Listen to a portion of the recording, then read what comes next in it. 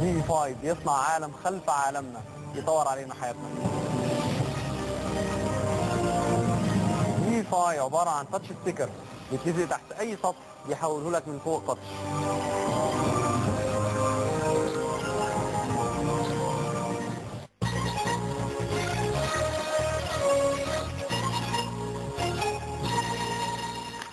صاحب الفيفي فاي هيثم دسوقي، اهلا يا أهلا باشمهندس. بيك. أهلا بيك. مبروك الله يبارك فيك. الله يبارك فيك. على الجائزه وعلى الاختراع وعلى الاهتمام الكبير اللي بيك. الله يخليك. الله يبارك فيك. ايه بقى تاتش سكرين ده؟ يعني المكتب ده كله في قد ايه تعمله لنا تاتش، يعني نقدر نتعامل معاه لانه تاتش سكرين؟ أنا بحضرتك. هو المشروع ببساطة يعني شرحه يعني هو عبارة عن ستيكر بيتلزق تحت أي سطح بيحول من فوق تاتش. احنا اتعودنا في التاتش سكرينز ان احنا نلمس السكرين نفسها. انت ايباد اللي قدامك ده؟ من الكتاب. اه احنا متعودين احنا نلمس السكرين نفسها. لكن في التاتش ستيكر انت مش هتلمسي السكرين نفسها، انت هتلمسي الترابيزه، هتلزق الستيكر تحت الترابيزه وتلمسي الترابيزه من فوق. لا تحتها، يعني تحت البنوره ولا تحتها؟ لا تحت الترابيزه، يعني ايا كان، ممكن تحت خشب، يعني تحت 5 سم خشب بيشتغل. انا افتكرت ان لازم يبقى سطح رقيق. لا تحت 5 سم خشب بيفضل شغال. ايوه. يعني.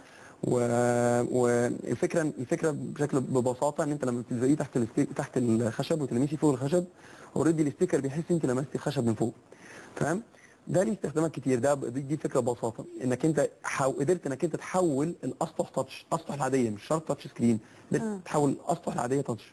ده ليه بقى استخدامات ايوه كتير. الدوائر، يعني معلش هندسيا صحيح احنا مش هنفهم قوي التفاصيل، بس انا اقول لحضرتك نفهم مبادئ، يعني ايه الكونكتيفيتي، يعني ايه اللي هيحصل ازاي بالظبط. الفكره ببساطه ان هو معتمد ان كل الاجسام اللي حوالينا موصله، حتى الخشب، يعني الخشب نفسه موصل للكهرباء. بس موصل رديء.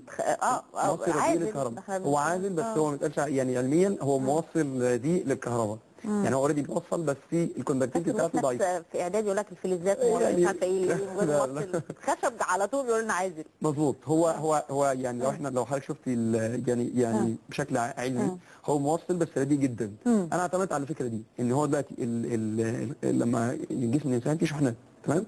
فالشحنات دي بتعمل زي فيلد حوالين جسم الانسان، مجال حوالين جسم الانسان. واول ما بتيجي تلمس السطح اوريدي الشحنات دي تاثيرها بيوصل لغايه الستيكر من تحت. الستيكر ده جواه ايه؟ ايوه الستيكر ده جواه فريكونسي، تردد. عارف حضرتك لما بتيجي تقرب مثلا من الراديو او كده وهو شغال، او تيجي تمسك الانتنه بتاعته، ممكن تلاقي السيجنال اتحسنت، ممكن تلاقي التشانل اتغيرت. يبقى حضرتك اثرتي بالمجال بتاعك على الفريكونسي بتاع الراديو. ايوه هي دي فكره المشروع، ان الستيكر من تحت عليه فريكونسي، وحضرتك اثرتي على الفريكونسي اللي موجوده على الستيكر. ايوه بمجرد انت لمست السطح من فوق بس. الكلام ده موصول بالكمبيوتر، ده كابلكيشن يعني موصول مثلا بالكمبيوتر، واللمسه اي مكان ما تيجي مثلا تلمس هنا انا بديله بقى امر لما التردد يتغير اعمل كذا بالظبط. ده جوه الستيكر نفسه. ده جوه الستيكر نفسه. وممكن يتحط بقى في ابلكيشنز كتيره جدا. يعني من ضمن الابلكيشن ان هو مثلا لو جبنا ورقه المنيو في المطعم ولزقت الستيكر تحت ورقه المنيو ولمست صوره الاكله، يبعت وايرلس انت طلبت الاكله دي من غير ما تستني الويتر اصلا. وممكن تتحكم في السبايسي، مثلا عايز سبايسي بكميه معينه. ليه هو انا لسه هروح المطعم ده؟ انا هعمل كده وانا في البيت. والله يعني اللي تشوفيه حضرتك يعني ايا كان. بس يعني احنا الابلكيشن هنعمله فعلا. هو اولا هيبقى المطعم، وممكن تعملي مثلا زي ما قلت لحضرتك تحكمي، تعملي درانك كده تحكمي في السبايسي. لا طب معلش استاذ اشرف، ورينا الروب العظيم ده اللي هو تاتش سكرين ده. ده كان تخيلك ايه؟ انا اقول لحضرتك هو الروب والحنفيه والاضاءه اللي انا كنت بعملهم في المسابقه دول كانوا حاجات مطلوبين مني. يعني انا مثلا بخش في اول المسابقه تخش بالفكره تقول يا جماعه انا اقدر احول لكم اي سطح لتاتش. فيجي بعد كده لجنه التحكيم تتحداك تقول لك تحول اي سطح تاتش. طيب حول لي بقى الهدوم تاتش، حول لي الازاز تاتش، حول لي ده كان تشالنج، تحدي. بالظبط، تحديات هو بيعملها لك. يعني كان التحدي بتاع الروب ده عباره عن ايه؟ انك تجيب ستيكر تلزقه جوه الروب وتتحكم وايرلس في ام بي 3. وفي نفس الوقت الستيكر ده ما بيتاثرش بالميه، يعني ممكن تغسله. ايه ده؟ وفي نفس الوقت ما بتشحنش. لا يعني انت الستيكر ده غسيله مكوه؟ كل حاجه كل حاجه. يعني الستيكر ده زي ما قلت لحضرتك يعني ممكن تغسل الروب، اوريدي احنا فعلا غسلنا الروب. في نفس الوقت يكون ما بيتشحنش، يعني ما اضطرش كل شويه ان انا اوصل الروب بالفيشه عشان خاطر اشحنه عشان خاطر اتحكم. لا امال يفضل مشحون. هو عن طريق سولار سيل، بس السولار سيل يعني الناس بتفهم في الالكترونكس صعب جدا انها تشغل وايرلس موديول. صعب جدا انها تشغل وايرلس موديول، يعني صعب جدا انها تشغل جهاز لاسلكي يعني. فبتضطر انك انت يعني تعمل زي عارف حضرتك يعني في دايره، انا اوريدي مشروع كنت عملته زمان، انك تجيب الخليه الشمسيه بتاعت الاله الحاسبه وتمشي بيها موتور كبير رغم انها صغننه. ده بيبقى ازاي؟ انت بتكثف الجهد بتاع الخليه الشمسيه وبعد كده تفرغه في الموتور، فتلاقي الموتور يمشي زي تك تك تك تك.